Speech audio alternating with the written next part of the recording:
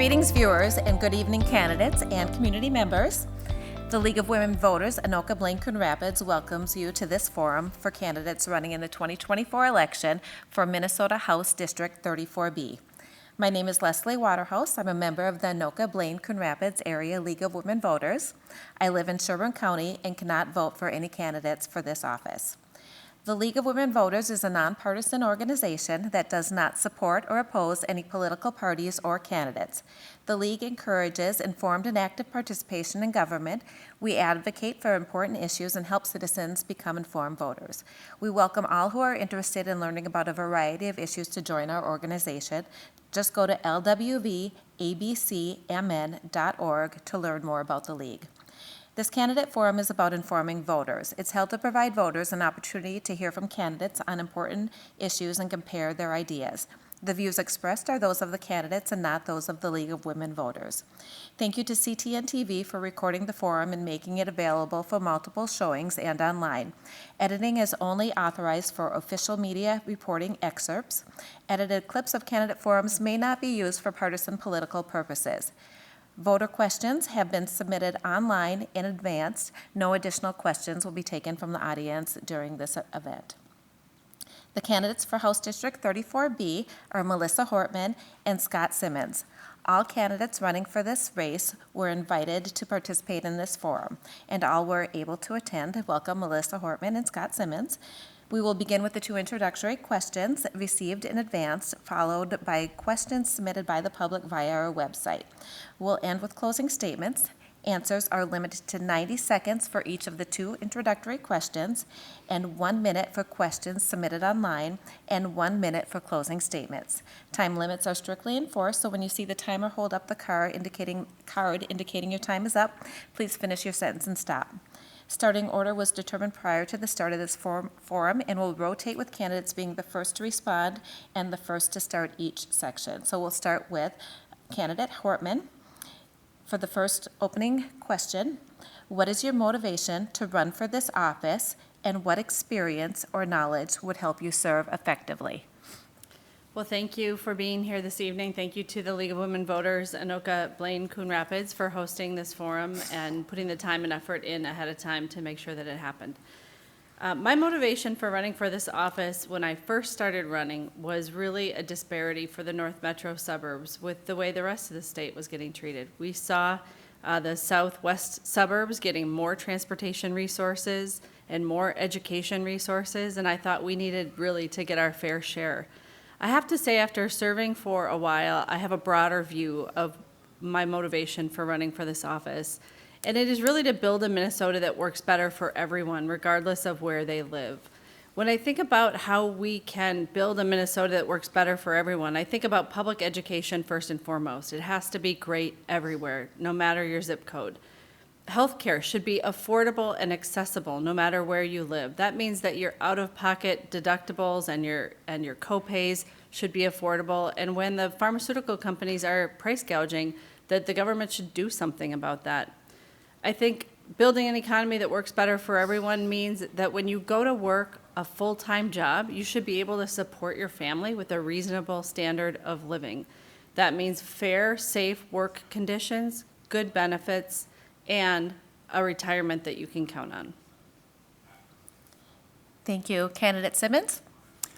Yes, thank you to the League of Women Voters. I'm Scott Simmons, and I'm running in this 34B district, which is a small southwest corner of Coon Rapids, northern Brooklyn Park, and a tiny chunk of Champlin. Yes, indeed, Brooklyn Park is getting short shrift, and it still is, even after 20 years.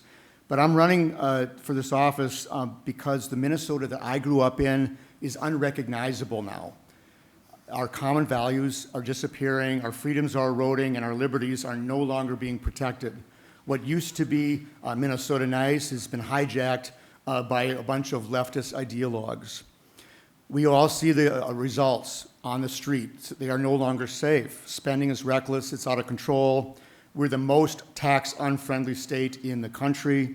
Schools are no longer excellent. As we all know, student test scores are abysmal. They've been plummeting. Anoka Hennepin is in crisis. 50% are at or below grade level. There's rampant and systemic social program fraud and abuse which goes unchecked. Making matters worse, the high cost of living is destroying the middle class in our communities. It's a crisis. We urgently need to make life more affordable for the families and seniors that choose to stay here and can't afford to leave the state to go to better climates. It's time to turn the page. It's time for a fresh start. 20 years is too long.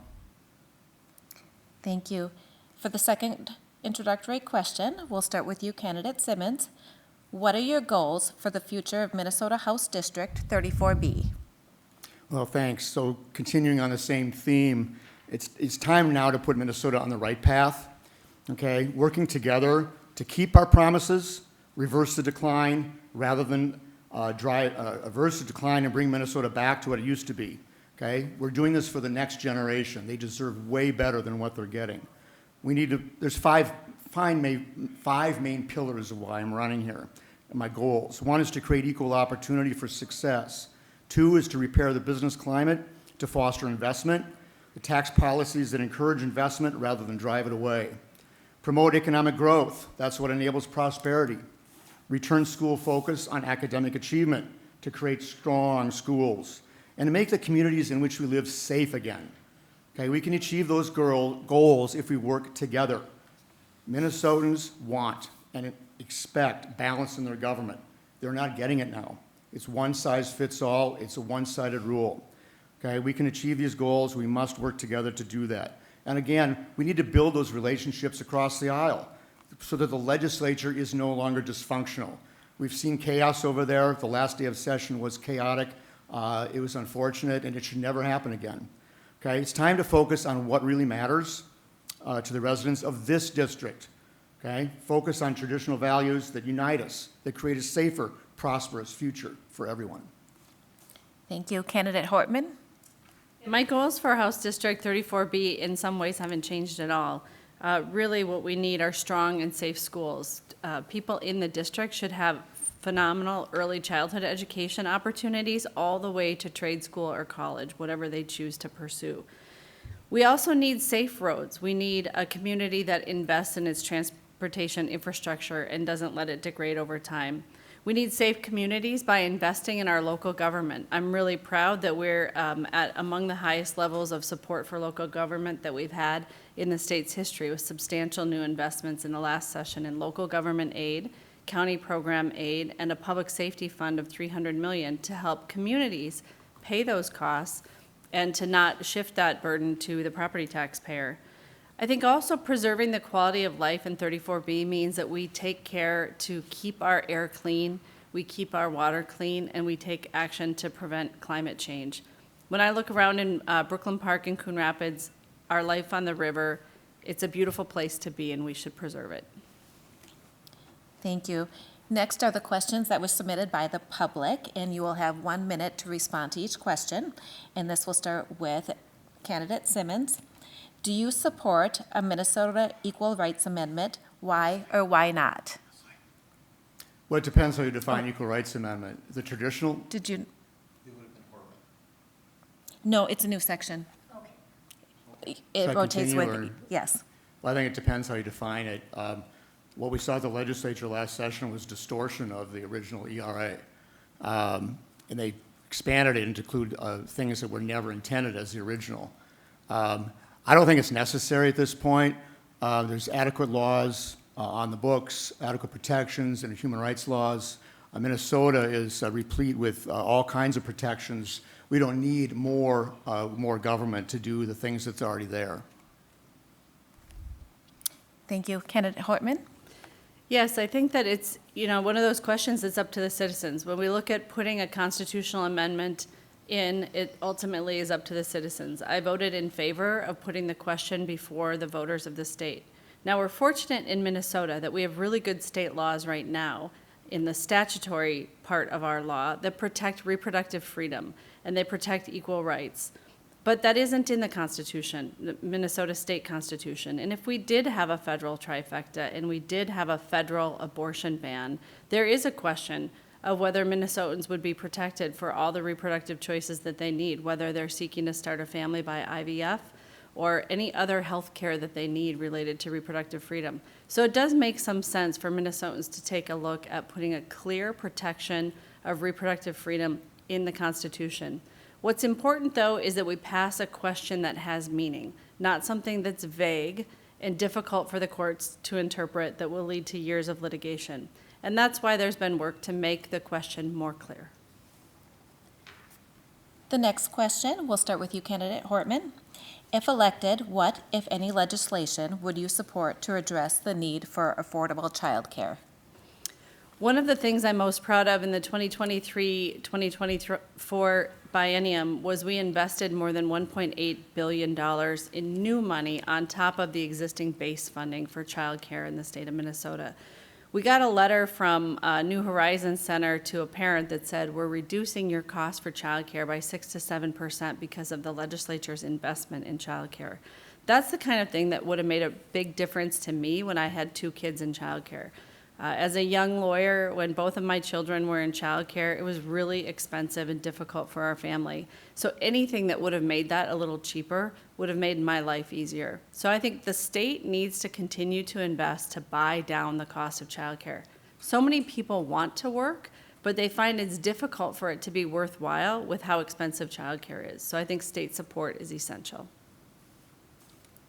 Candidate Simmons? So on childcare, when the Democrats say invest, what they mean is taking money out of one pocket and putting it in another. Okay, it's taxing people so they can transfer those dollars into someone else's pocket. What the legislature has to do, and has not really shown a sincere effort in doing, is to investigate and understand the root causes of the child care crisis. Okay, the reason we have a child care crisis is because there's fewer providers. And why are there fewer providers? Because of the increasing onerous, burdensome regulations that the government keeps adding and adding and adding onto child care providers. When my kids were little, they went to Grandma Jerry, okay? She got out of the business because it was no longer affordable for her to do that, okay? She was a local small provider, and this was some 15, 20 years ago, okay? It's getting outrageously worse now. We have to stop the unnecessary regulations that's driven out over 1,000 child care providers in the last several years. Thank you. For the third question, this will start with candidate Simmons. Please share why you support or do not support the use of ranked choice voting. If elected, would you support the local options bill, which would give all jurisdictions the option of adopting ranked choice voting? Well, that's a great question, ranked choice voting. I happen to be the longest-serving member of the Brooklyn Park Charter Commission, and we unanimously now reject the idea that ranked choice voting improves elections. Okay, we did that on a local level. And I praise one item for Mike Nelson, Representative Mike Nelson, who's retiring. He voted against that bill. We agree on that. Okay, he respected the position of the community, the Charter Commission, in rejecting ranked choice voting. It doesn't do what its proponents say it's going to do. Okay? It doesn't reduce partisanship. It doesn't increase voters. It doesn't make it easier. In fact, for our community in Brooklyn Park, there are so many non-English speaking and immigrants, they have a hard time figuring out what even a primary is. Okay? To layer on another style of voting called ranked choice is not something they want. They've spoken loud and clear on the Charter Commission in testimony, and we've rejected it. Thank you. Candidate Hortman? With regard to the local option for ranked choice voting, I voted in favor of that because I think exactly as candidate Simmons talked about in Brooklyn Park, the community should be free to make their own decision on that. So the local option simply allows those communities who don't already have the right to make that choice, it allows them to make that choice. In Minnesota, we have 2 kinds of city. We have statutory cities and charter cities, and one group of the cities is currently allowed to choose to do local ranked choice voting elections. The other group of cities is not currently allowed. I think that's unfair, and I think each and every city should have the right to make that decision for themselves. Thank you. Next question, we'll begin with candidate Hortman. Given that bonding failed last year, how do you plan to ensure that needed projects in the area get the funding they need for the next 2 years? In 2023, the state passed the largest bonding bill in state history. It was $2.6 billion. So when you think about it, really, the legislature did the equivalent of passing a $1.3 billion bill in '23 and a $1.3 billion bill in '24, which is larger than the normal size of a bonding bill. So a very significant amount of construction has been authorized in Minnesota over the last 2 years. I do think we need to reform the bonding process, however. What we've seen in recent years is that Republicans have withheld their votes for a bonding bill and conditioned their votes on ideological issues. Last year, for example, the Republicans refused to vote for a 2024 bonding bill unless Democrats agreed to kill the Equal Rights Amendment and not put that before the voters in Minnesota. That doesn't have anything to do with roads and bridges or fixing buildings at our universities. I think we need a constitutional amendment to make it a straight majority vote of whether to pass a bonding bill, because fixing our infrastructure is too important to play politics with. Thank you. Candidate Simmons? So how many bonding bills have we had in the last 4 years? I think one. Okay. I'm unaware of anything in those bonding bills that improve Brooklyn Park, Coon Rapids, Champlin. Okay. So we can pass millions of dollars of spending projects, but we need to bring it home. Okay.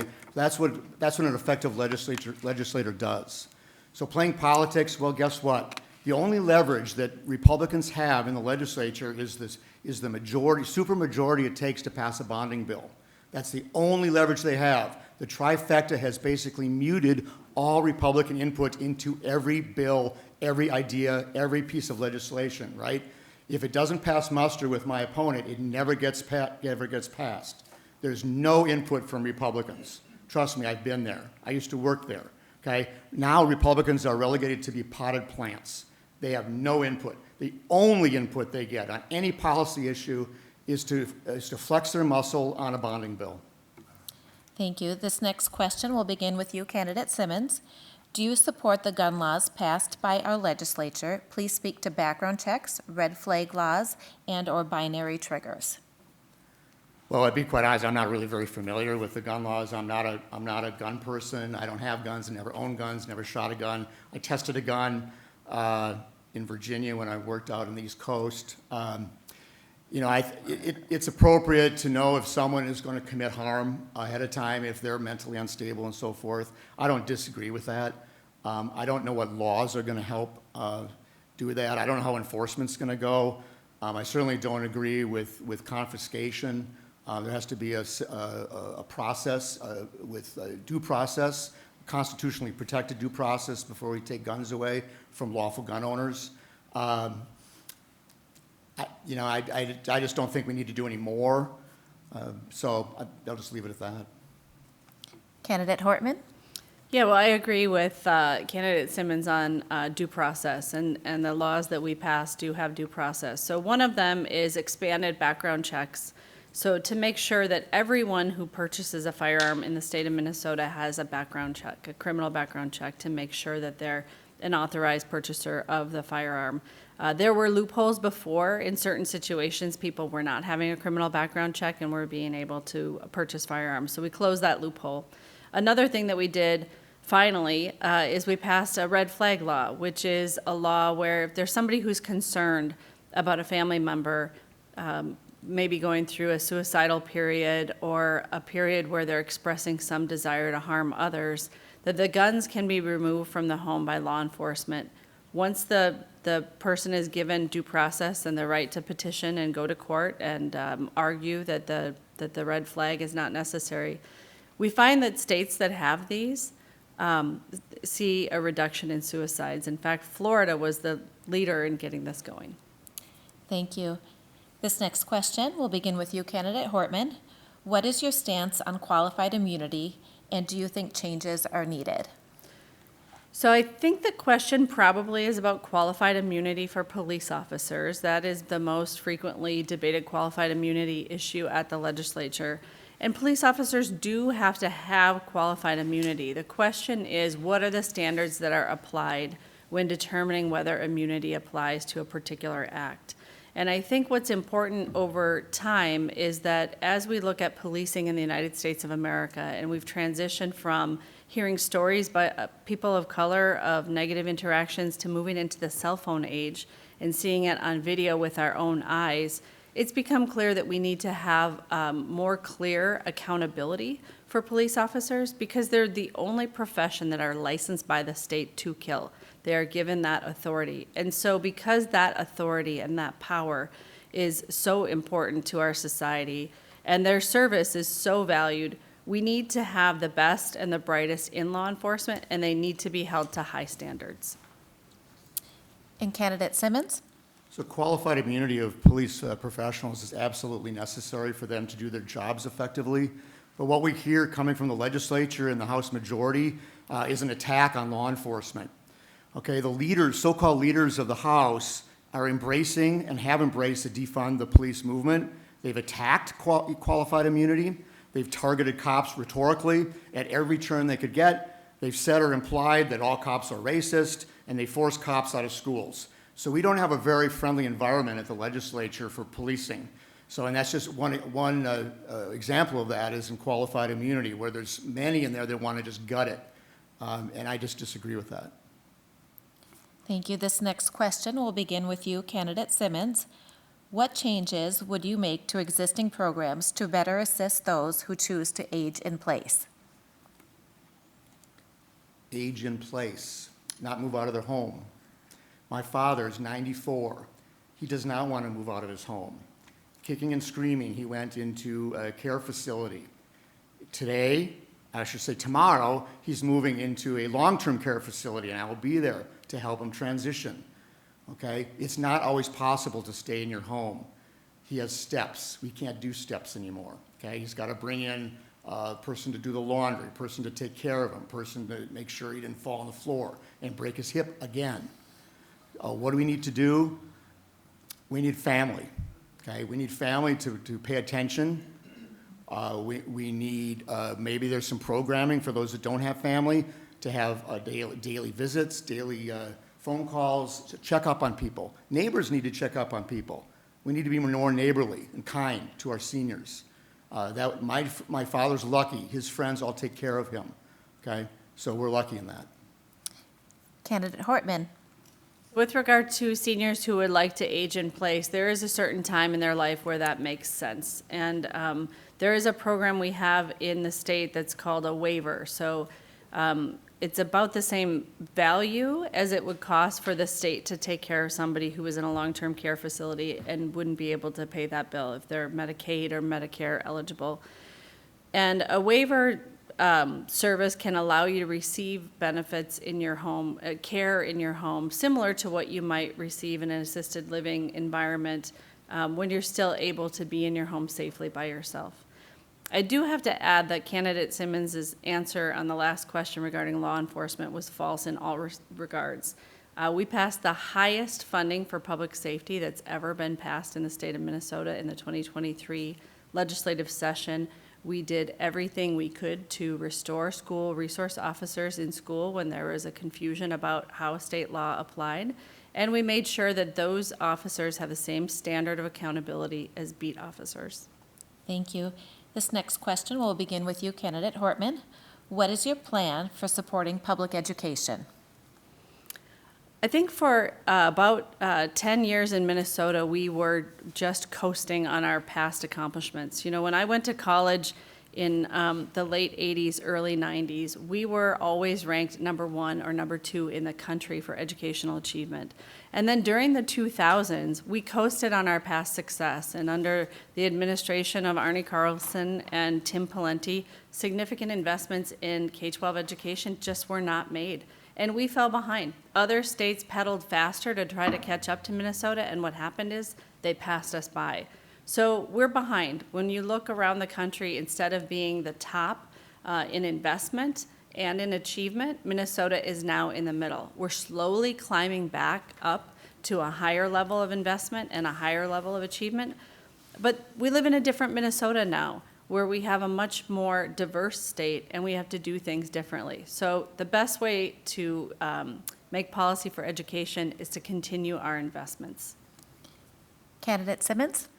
So on education, I'll get to that in a second, but I'm intimately familiar with the SRO issue in police and schools. As a substitute school teacher, I was there when the legislature failed to take action on that bill. They took a slow walk on getting anything done because they didn't want to. The majority, maybe not my opponent, but the majority in the legislature did not want anything to do with that, okay? Teachers were frightened. Teachers were scared.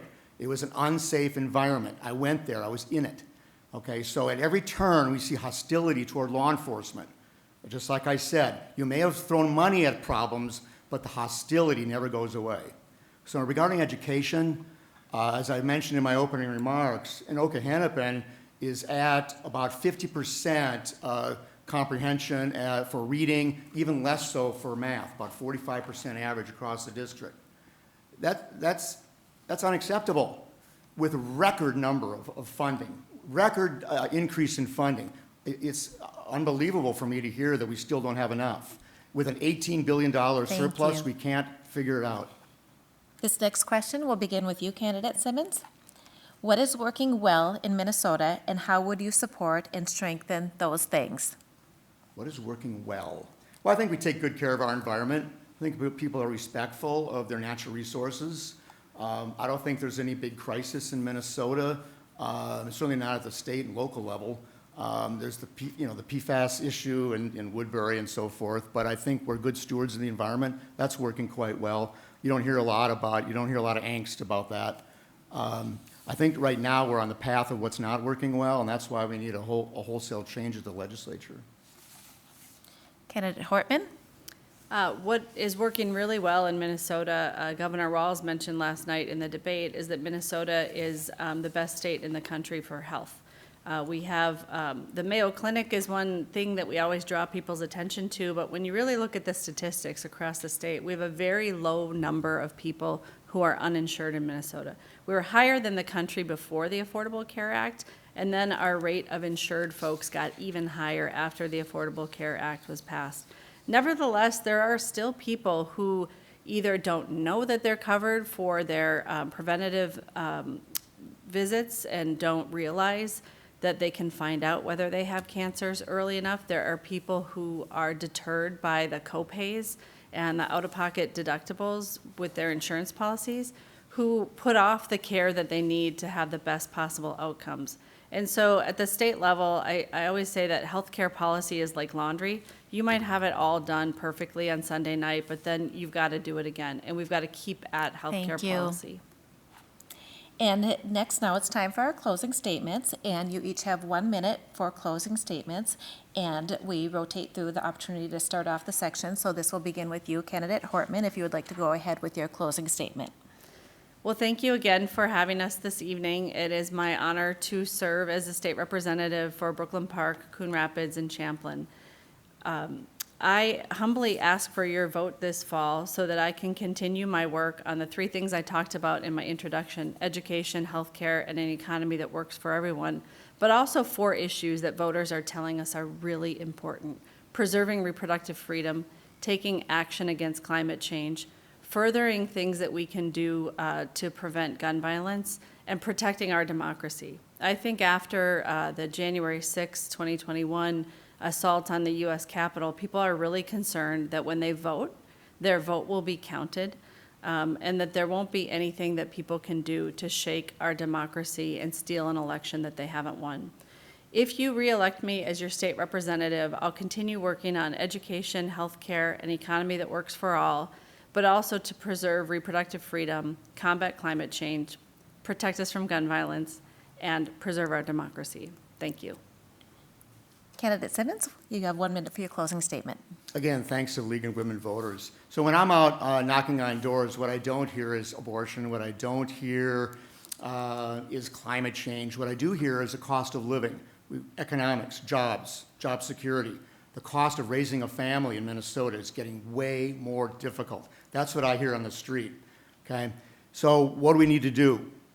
We need to put Minnesota back on the right path, work together to keep our promises, okay? We make promises, we ought to keep them, reduce the decline, bring Minnesota back. The next generation in Minnesota deserves way better than what they're getting now from the majority. We need to create equal opportunities for success. We need to repair the business climate to foster investment. Minnesota is probably the least friendly to businesses and on taxes in the entire country. We need to promote economic growth, which we're not doing, We're hostile towards that, in fact. We need to return school focus to academic achievement. There's been no improvement on that whatsoever. We also need to make the communities in which we live safe to live again. Thanks, and vote for Scott Simmons. Thank you, candidates, for participating in this forum and for running for the Minnesota House District 34B, and thank you to those who submitted questions.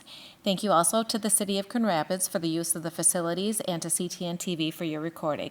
The League posts complete and unedited clips of forums. Links to all forums are located at lwvabcmn.org, and you can find more information on candidates online at Vote 411. If you're interested in the League of Women Voters, visit our website at lwvabcmn.org.